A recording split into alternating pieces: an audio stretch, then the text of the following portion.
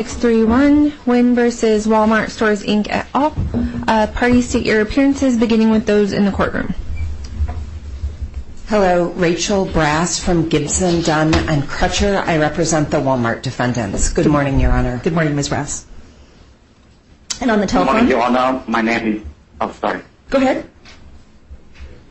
Yeah, good morning, Your Honor. My name is Tri Wynn. I'm the plaintiff in this case, and I'm acting pro se. Good morning. And Mr. Wynn, can you tell me how to pronounce your last name? I don't think I got that correctly. Yes, my last name is Wynn. It's actually like W-Y-N. It's kind of like phonetically. Thank you. Okay, thank you, Mr. Wynn. So I understand that the parties have potentially resolved all of their conflicts, but I thought it was a good idea to go forward with the conference call. Mr. Wynn, my worry for you is that because you're representing yourself, I want to make sure, first of all, you know about the Self-Help Center here in our court system. We have people who help people like you who are representing themselves in litigation. Did you know about that center? I did not know about it, Your Honor. Okay. Melinda, will you make a note that I should send a notice out to Mr. Wynn with the contact information for the Self-Help Center? They will not give you legal advice, but they will give you some guidance on how to represent yourself in the court, and they have some pamphlets and some other writings that might help you. I know it's complicated for you because you don't live locally, but I think you can talk to them on the telephone. You have to make an appointment in advance. So once we get that contact information to you, Mr. Wynn, I'm hopeful that you will take advantage of that opportunity. It's free, and so it may help you going forward in the litigation. Okay? Thank you, Your Honor. You're welcome. So that was one of the things I wanted to make sure you knew about, and that's why I wanted to have a conference with you folks. And the other thing, Mr. Wynn, is you do have obligations in the litigation to meet discovery, and there can be serious ramifications if the other side asks you for information and you don't provide it. So I want to make sure you understand that. And when you talk to the Self-Help Center, they can give you some more detail. But I'm worried that that might not have been clear to you earlier. So I thought, having you on the phone and explaining it to you would be important for this litigation. Okay? Yes, Your Honor. Okay. Yes. So, Ms. Brass, have you been able to resolve all of the disputes, or do you have anything else to raise before me? So we have resolved all of the disputes, I believe, regarding Mr. Wynn's medical records.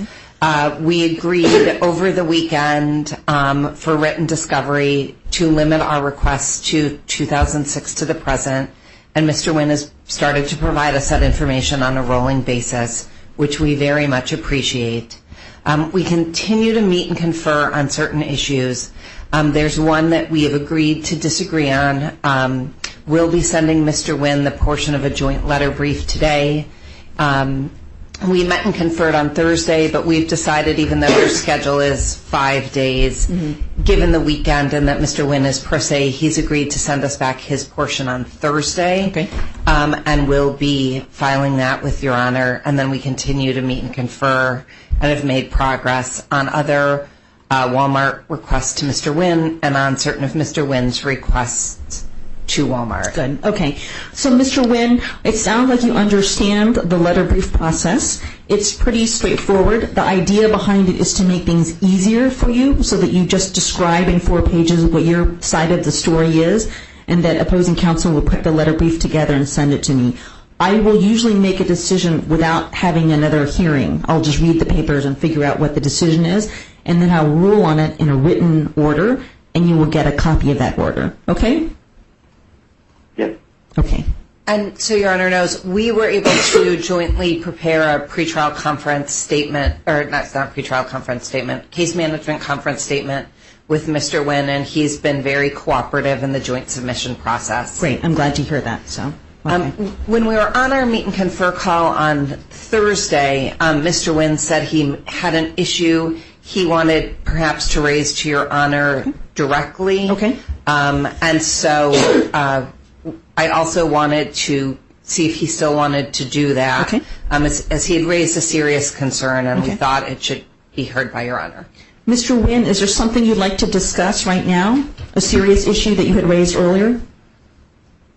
Yes, Your Honor, that actually, first First of all, I apologize for not, knowing the process and bothering Your Honor for this conference call.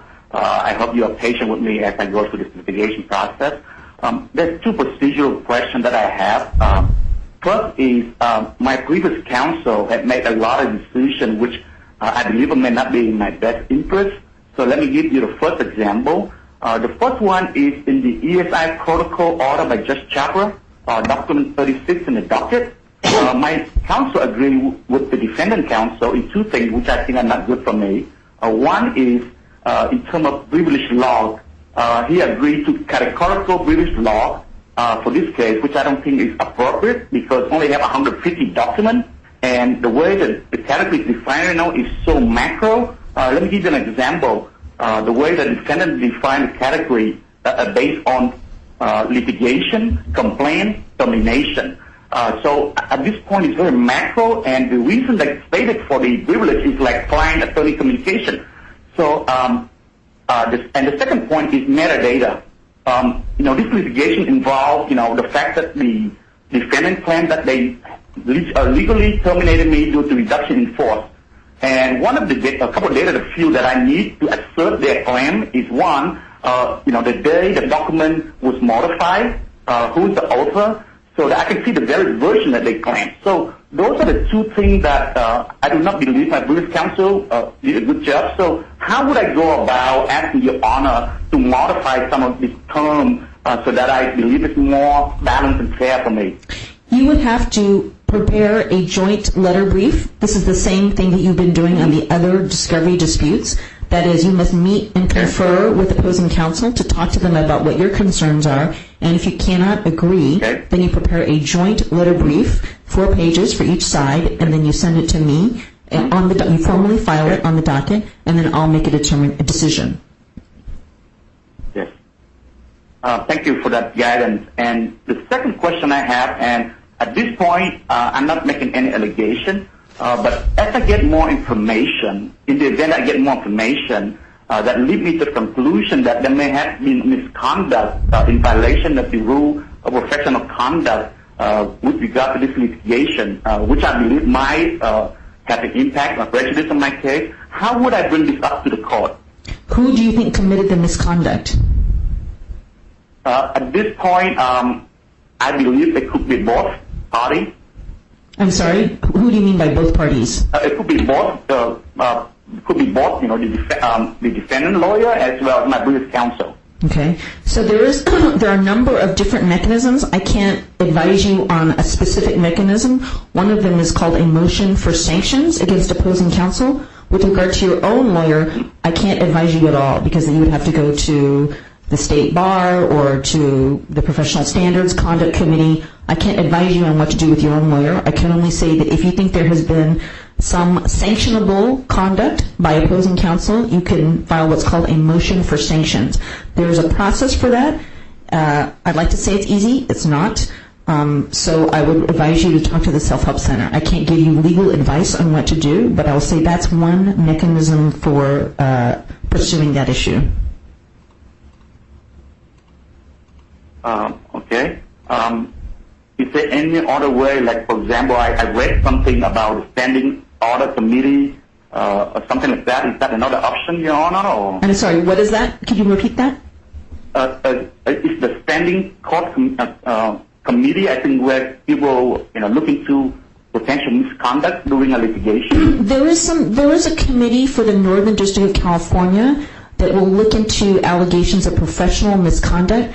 There is information on the website about that. I don't know a lot about it. I can't advise you, but I would say look at the website to see what they say, because that's there for people to look at and make a complaint if they need to. Okay, great. So that's all I have, Your Honor. Thank you so much for your time and your patience in this matter. Okay. All right. Thank you for appearing. Thank you, Your Honor. Court's in recess. Thank you. All right. Okay. Bye-bye.